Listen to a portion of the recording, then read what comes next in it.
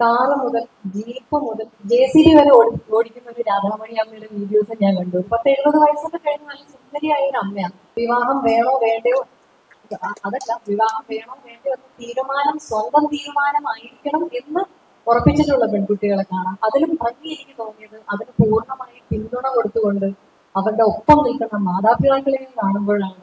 Video കാണിച്ചു തന്നു. അത് ജലജ എന്ന് പറയുന്ന ഒരു ചേച്ചിയുടെ വീഡിയോ ആണ്. ആ ചേച്ചിയുടെ ഞാൻ കണ്ട ഭയങ്കര രസമുള്ള ഒരു പ്രത്യേകത എന്താണെന്ന് വെച്ചാൽ, ആ ചേച്ചിക്ക് വണ്ടി ഓടിക്കാൻ ഭയങ്കര ഇഷ്ടമാണ്. ഒരുപാട് യാത്ര ചെയ്യാൻ ഭയങ്കര ഇഷ്ടമാണ്. പക്ഷെ അതിനൊരു സാഹചര്യം ജീവിതത്തിൽ വന്നില്ല. അതിന് പകരം അവരുടെ ജോലി എന്ന് പറയുന്നത് അവരുടെ കുടുംബമായിട്ട് അവർ ഏറ്റെടുത്തിരിക്കുന്ന ജോലി, അത് ബന്ധപ്പെട്ട് ചെയ്യുന്ന ഒരു ജോലി എന്ന് പറഞ്ഞാൽ കാശ്മീരിൽ കേരളത്തിലേക്ക് ആപ്പിൾ എത്തിക്കുന്ന അതുമായിട്ട് ബന്ധപ്പെട്ട എന്തൊരു ജോലിയാണ്. അപ്പൊ ജലജ ചേച്ചി എന്താ ചെയ്തതെന്ന് വെച്ചാൽ, ഡ്രൈവിംഗ് പഠിക്കാൻ പോയി ഹെവി ലൈസൻസ് എടുത്ത് ലോറി ഓടിക്കാൻ പഠിച്ച് ഇപ്പോൾ കാശ്മീരിൽ നിന്ന് കേരളത്തിലേക്ക് കൊണ്ടുവരുന്ന ലോറികളിൽ, ആപ്പിൾ കൊണ്ടുവരുന്ന ലോറികളിൽ ഒരെണ്ണം ഓടിക്കുന്നതാണ് ജലജ ചേച്ചിയാണ്. അത് മാത്രമല്ല, അതിന്റെ രസമായിട്ട് എനിക്ക് തോന്നിയത് ജലജ ചേച്ചിയുടെ കുടുംബം, ജലജ ചേച്ചിയുടെ മക്കൾ ആ ചേച്ചിയോടൊപ്പം യാത്ര ചെയ്യുന്നു. ആ യാത്രയിൽ വീഡിയോസ് എടുത്ത് വ്ളോഗുകൾ ചെയ്ത് നമ്മുടെ സോഷ്യൽ മീഡിയയിലൊക്കെ പങ്കുവയ്ക്കുന്നു എന്നുള്ളത്. അപ്പൊ അതെനിക്ക് ഭയങ്കര, നമുക്ക് അങ്ങനെയൊന്നും എല്ലാവർക്കും തോന്നാത്ത ഒരു ചിന്തയും ധൈര്യവുമായി അതെനിക്ക് തോന്നി.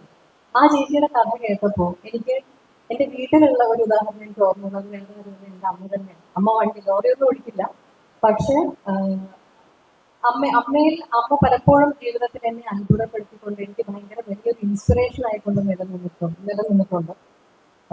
അച്ഛന്റെ മരണശേഷം അച്ഛനും അമ്മയും എപ്പോഴും ഒന്നിച്ച് കാണാൻ കിട്ടുമായിരുന്നു, ബോബനും മോനെയും പോലെ. അപ്പൊ അച്ഛന്റെ മരണശേഷം അമ്മ ഇതെങ്ങനെ ഹാൻഡിൽ ചെയ്യുമെന്ന് ഓർത്ത് ഞാനും ചേട്ടനും ഒക്കെ പലപ്പോഴും വേവലാതിപ്പെട്ടിട്ടുണ്ട്. പക്ഷെ ഞങ്ങളെയൊക്കെ അത്ഭുതപ്പെടുത്തിക്കൊണ്ട് ഞങ്ങൾക്കൊരു ഭാരമാകരുത് എന്ന് സ്വയം തീരുമാനിച്ച പോലെ അമ്മയ്ക്ക് പണ്ട് ചെയ്യാൻ ഇഷ്ടമുണ്ടായിരുന്ന കാര്യങ്ങൾ, നൃത്തം പഠിക്കാൻ അമ്മയ്ക്ക് വലിയ ഇഷ്ടമായിരുന്നു, പാട്ട് പഠിക്കാൻ വലിയ ഇഷ്ടമായിരുന്നു.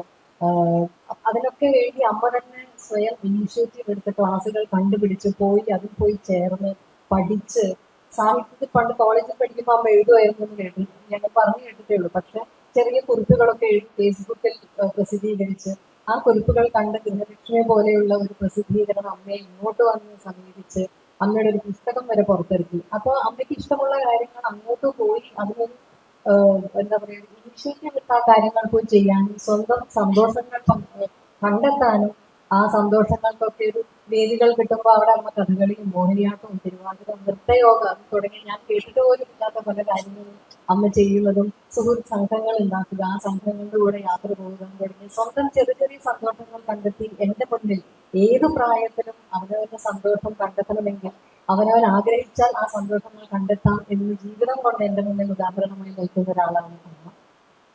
അതേപോലെ ആ അമ്മയുടെ കാര്യം പറഞ്ഞപ്പോഴാണ്, രാധാമണിയമ്മയെ കുറിച്ച് ഇവിടെ എത്ര പേര് കേട്ടിട്ടുണ്ടെന്ന് എനിക്കറിയില്ല.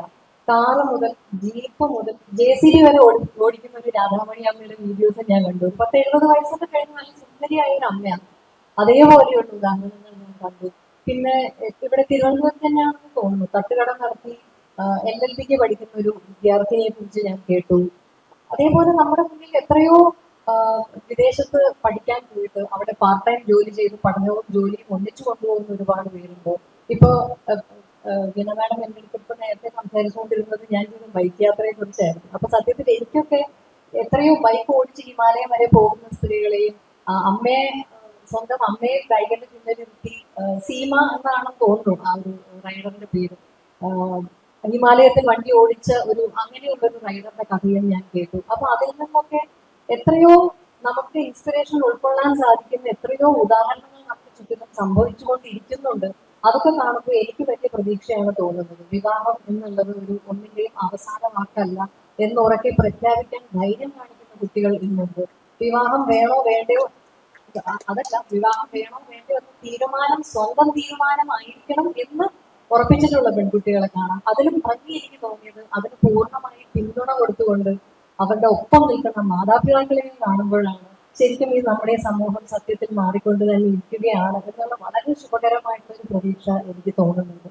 ഇനി എന്റെ സ്വന്തം കാര്യത്തിൽ വരികയാണെങ്കിൽ എനിക്കും ഉണ്ടായിരുന്നു ഒരു ബക്കറ്റ് ലിസ്റ്റ്. ഇവിടെ ഇരിക്കുന്ന എത്ര പേർക്ക് ഉണ്ടെന്ന് എനിക്ക് അറിഞ്ഞൂടാ. ബക്കറ്റ് ലിസ്റ്റ് എന്ന് പറയുന്ന ഒരു സാധനമുണ്ട്. നമുക്ക് ജീവിതത്തിൽ ചെയ്യാൻ ആഗ്രഹിക്കുന്ന കാര്യങ്ങൾ ഇങ്ങനെ ഒന്നൊന്നായിട്ട് എഴുതി വെക്കുക, അതിൽ ചെയ്ത് കഴിയുമ്പോൾ ഇങ്ങനെ കിട്ടിടുക എന്ന് പറയുന്നത് നമുക്ക് വല്ലാത്ത മനസ്സുഖം കിട്ടുന്ന ഒരു കാര്യമാണ്. എനിക്കുണ്ടായിരുന്നത് ഇപ്പൊ പറഞ്ഞതൊക്കെ വെച്ച് നോക്കുമ്പോൾ വളരെ ചെറിയ ചെറിയ ആഗ്രഹങ്ങളായിരുന്നു. ഡ്രൈവിംഗ് പഠിക്കുക എന്നൊരു ആഗ്രഹം ഉണ്ടായിരുന്നു. അത് ഞാൻ ചെയ്യാൻ ശ്രമിക്കുന്നുണ്ട്, ചെയ്യുന്നുമുണ്ട്. നീന്തൽ പഠിക്കണമെന്നുണ്ടായിരുന്നു. അതിന്റെ വളരെ ബേസിക് ഒക്കെ ആയിട്ടുള്ള കാര്യങ്ങളെ അറിയുള്ളൂ, എങ്കിലും അത് ചെയ്തിട്ടുണ്ട്. ഈ പറയുന്ന പോലെ ബൈക്ക് റൈഡ് എന്ന് പറയുന്നത് കുട്ടിക്കാലം എനിക്ക് തോന്നുന്നു അച്ഛന്റെ പിന്നിൽ ഇരുന്ന് എല്ലാവർക്കും അത് പറഞ്ഞാൽ പെട്ടെന്ന് മനസ്സിലാവുന്ന ഒരു കാര്യമാണ്. അച്ഛൻ്റെ കൂടെ ബൈക്കിൽ പോയിട്ട് ഏതൊരു പെൺകുട്ടിക്കും കൊണ്ടൊരു സ്വപ്നമായിരിക്കും എന്തെങ്കിലും ബൈക്ക് ഓടിക്കാൻ പഠിക്കുക എന്നുള്ളത്. അപ്പൊ അങ്ങനെ ഞാൻ ചെയ്ത കാര്യങ്ങളുണ്ട്. പക്ഷെ അങ്ങനെ കാര്യങ്ങൾ ചെയ്തു കഴിഞ്ഞപ്പോൾ ഞാൻ തിരിച്ചറിഞ്ഞൊരു കാര്യമുണ്ട്. വെറുതെ അത് ചെയ്തത് കൊണ്ട്, അത് ടിക്ക് ചെയ്ത് പോയത് കൊണ്ട് അതിന്റെ ഒരു ഭംഗി മുഴുവനാവണം എന്നുണ്ടെങ്കിൽ ശരിക്കും പറഞ്ഞാൽ നമ്മൾ ചെയ്യുന്ന കാര്യങ്ങളിൽ കൂടുതൽ കൂടുതൽ അപ്ഡേറ്റ് ആയിക്കൊണ്ടിരുന്നാലേ അതിന്റെ ഭംഗി നമുക്ക് പൂർണ്ണമായിട്ട് ആസ്വദിക്കാൻ കഴിയുള്ളൂ എന്നുള്ളത് ഞാൻ തിരിച്ചറിയും. ഇപ്പൊ ബൈക്ക് ഓടിക്കുന്ന കാര്യമാണെങ്കിൽ ബൈക്ക് ഓടിക്കാൻ പഠിച്ചു, ആ ഒരു നല്ല സ്പീഡിലൊക്കെ പോകാനൊക്കെ അറിയാമെന്നുണ്ടെങ്കിലും എനിക്ക് ഇപ്പോഴും മര്യാദയ്ക്ക് ചെയ്യാൻ അറിയാത്ത ഒരുപാട് കാര്യങ്ങൾ ബൈക്കിങ്ങിലുണ്ട്. സ്ലോ ആയിട്ടുള്ള ഒരു മനൂവറിങ്ങിലും ട്രാഫിക്കിനിടയിൽ കൊണ്ട് ഓടിക്കുമ്പോഴും ഒക്കെ ഞാൻ വല്ലാതെ ബുദ്ധിമുട്ടുന്നുണ്ട്. ഞാൻ ഇനിയും അതിൽ സ്വയം വർക്ക് ചെയ്യാനുണ്ട് എന്നും. ഇപ്പൊ ഡ്രൈവിങ്ങിന്റെ കാര്യത്തിലാണെങ്കിലും നീന്തലൊക്കെ ജസ്റ്റ് വെള്ളത്തിൽ കൊണ്ടിട്ടാൽ പോകാതെ രക്ഷപ്പെടാൻ വേണ്ടി ഉള്ളത്. കൂടുതൽ എനിക്ക് അറിഞ്ഞുകൂടാ. ഇനിയും കൂടുതൽ പഠിക്കാനുണ്ട് എന്ന തിരിച്ചറിവാണ് എനിക്ക് ഈ കാര്യങ്ങൾ ചെയ്തതിലൂടെ കിട്ടിയത്. അപ്പൊ അങ്ങനെ നമ്മുടെ കയ്യിലുള്ള ഫോണിൽ തന്നെ കാണുമല്ലോ, ഇടയ്ക്കിടയ്ക്ക് വരുന്ന ഒരു അപ്ഡേറ്റ് റിക്വസ്റ്റ് ഉണ്ട്. അപ്പൊ അതേപോലെ നമ്മളും സ്വയം അപ്ഡേറ്റ് ആയിക്കൊണ്ടിരുന്നാലേ നമ്മുടെ ആഗ്രഹങ്ങളുടെ ഭംഗി പൂർണ്ണമാവുള്ളൂ എന്നെനിക്ക് തോന്നിയിട്ടുണ്ട്. അപ്പൊ ഇതൊക്കെ ചെയ്യണമെന്നുണ്ടെങ്കിൽ നമ്മുടെ ജീവിതത്തിൽ വേണ്ട, ഇപ്പൊ ആത്മവിശ്വാസത്തിന്റെ കാര്യം ഇവിടെ എല്ലാവരും വളരെ കൃത്യമായി പറഞ്ഞു. അത് കൂടാതെ നമുക്ക് ഉണ്ടാവേണ്ട ഏറ്റവും പ്രധാനപ്പെട്ട ഒരു കാര്യം എന്ന് എനിക്ക് തോന്നിയിട്ടുള്ളത് സാമ്പത്തിക സ്വാതന്ത്ര്യമാണ്. ആ സാമ്പത്തിക സ്വാതന്ത്ര്യം ഉണ്ടെങ്കിൽ മാത്രമേ നമുക്ക് ഇതൊക്കെ ചെയ്യാൻ സാധിക്കുള്ളൂ എന്നതൊരു സത്യവും നമ്മളെല്ലാം തിരിച്ചറിയണം. അതിനു വേണ്ട കാര്യങ്ങളാണ് നിങ്ങളെല്ലാവരും ചെയ്യേണ്ടത്. അത് എങ്ങനെ ചെയ്യണം എന്നുള്ളതൊക്കെ പറഞ്ഞു തരുന്ന ഒരു അറിവും കഴിവുമുള്ള വനിതാ കമ്മീഷന്റെ സാരഥികളെ പോലെ അതിനുള്ള ആളുകളുണ്ട്.